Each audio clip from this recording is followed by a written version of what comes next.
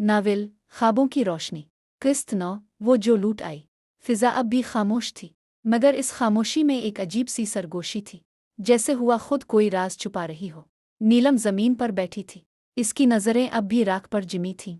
वो वाकई चली गई, इसकी आवाज़ टूट रही थी। आयान ने जवाब न दिया, मगर उसकी आंखें इस मध्यम रोशनी पर जिमी थीं, जो अब आहिस्ता आहिस्ता तेज हो रही थी। अचानक वो रोशनी एक दायरे की शक्ल में फैल गई। हवा में चमकते ज़रात घूमने लगे, और फिर एक शक्ल बनने लगी। नीलम की सांस रुक गई। ये रोशनी के बीच एक साया उभरा, पहले धुंधला, फिर वाज़े, और फिर वो सामने थी, ज़ेब-उल-निसा। मगर वो पहले जैसी नहीं थी। इसके बाल हवा में आहिस्ता आहिस्ता लहरा रहे थे। इसकी आंखों में अब सिर्फ रोशनी नहीं, बल्कि कहकशाओं जैसी गहराई थी, और उसके गिर्द एक अजीब सी तवानाई थी, जो न सिर्फ महसूस हो रही थी, बल्कि जिंदा लग रही थी। नीलम की आंखों से आंसू बह निकले। ज़ेब, क्या ये तुम हो? वो मुस्कुराई, मगर इस मुस्कुराहट में अब मासूमियत कम और ताकत ज्यादा थी। मैं वो हूँ जो बाकी रह गई। आयान आहिस्ता से बोला, तुम बदल गई हो। ज़ेब-उल-निसा ने आसमान की तरफ देखा। मैं खत्म नहीं हुई, मैं फैल गई हूँ। अचानक इसके हाथ में रोशनी जमा होने लगी, और फिर इस रोशनी में एक नया लॉकेट बन गया।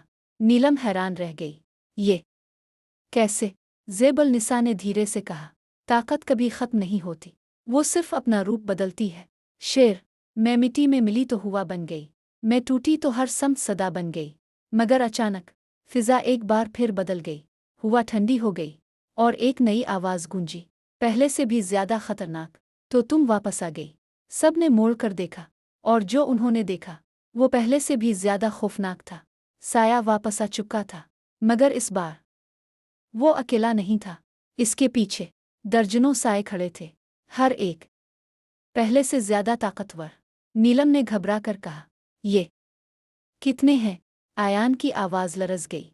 ये वो सब हैं जो कभी कैद थे। साया मुस्कुराया, तुमने एक दरवाज़ा बंद किया, मगर उसके पीछे हजार और खोल दिए। ज़ेब-उल-निसा ने एक कदम आगे बढ़ाया। अब उसकी आंखों में खौफ नहीं था, सिर्फ एक अज़्म था।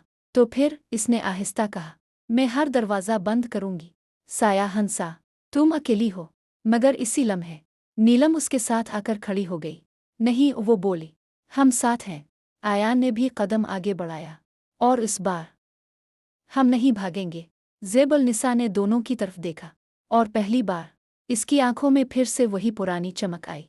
तो फिर इसने हाथ उठाया, और फिजा में रोशनी फैल गई। ये जंग अभी खत्म नहीं हुई। गोल्डन वर्ड्स, कुछ लोग कहानियों में नहीं मरते, वो हर बार एक नए बाब के साथ वापस आते हैं। इख्तिताम सिर्फ उनके लिए होता है जो दोबारा उठने का हौसला नहीं रखते।